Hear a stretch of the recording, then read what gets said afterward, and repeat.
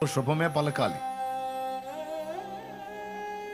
నా బిడ్డలారా మిమ్మల్ని నా తండ్రి తప్పకుండా దీవిస్తాడు అని దీవెన వచనమే పలకాలి. దరిద్రులు రా, దరిద్రం రా, మీ కర్మ అట్టగాలి, ఇట్లాంటి మాటలు మాట్లాడకూడదు.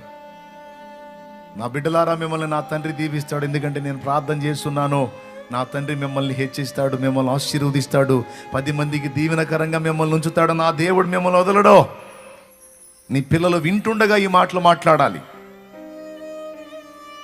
అంతేగాని శాపగ్రస్తమైన మాటలు పిల్లల్ని మాట్లాడొద్దు. పిల్లల ముందు అస్సలు మాట్లాడొద్దు. వారు బలహీనలే కావచ్చు, చంచలులే కావచ్చు, స్థిరం లేని వాళ్ళే కావచ్చు, కానీ వాళ్ళని దీవిస్తూ మాట్లాడండి, విశ్వాసంతో మాట్లాడండి, దేవుణ్ణి బట్టి మాట్లాడండి, అవి జరుగుతాయి. ఆమేన్. ఆఖరి మాట ఏంటి? విశ్వాసాన్ని ఆధారం చేసుకుని దయ్యం కదిలిద్ది, దేవుడు కదులుతాడు. గనుక దయ్యాలకు, సమస్యలకు, పరిస్థితులకు పెద్దపీట వేయకండి.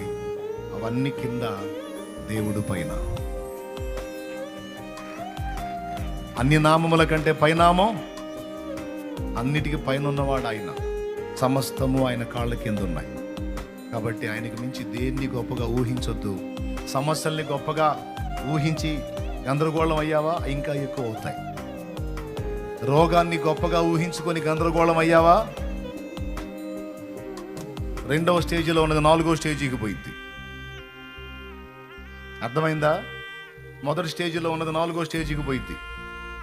రోగాన్ని గొప్పగా ఊహించుకుంటే, దేవుణ్ణి బట్టి దాన్ని చూసే ఇదంతా నా దేవుడు తీసేస్తాడు అనుకో, 4th స్టేజ్ కూడా 4th కూడా మొదటి స్టేజ్కి వచ్చేసింది. వచ్చిద్దే. మీరు హల్లెలూయా చెప్పినా చెప్పకపోయినా, చప్పట్లు కొట్టినా వచ్చిద్దంతే.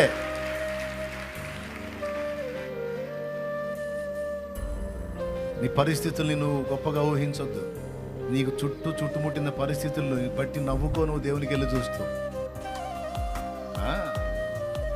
నాకెదురైతే అంతే నవ్వుకుంటా. ప్రతికూలతలు ఏదన్నా ఎగతాళి, హేళన, విమర్శ, ఏదన్నా నొప్పి కలిగించే ఎదురైన అనుకో, నేనేం చేస్తాను తెలుసా? కూర్చొని కుమిలిపోను. నన్ను ఇట్ట అన్నారు ఓ అనను. చెప్తున్నా కదా ఓపెన్గా, వాటిని దులిపేస్తా. ఎందుకు తెలుసా? వాటన్నిటిని మార్చి నా తలనెత్తే దేవుడు నాకు తోడై ఉన్నాడు. నేను ఆయన్ని నమ్ముతా.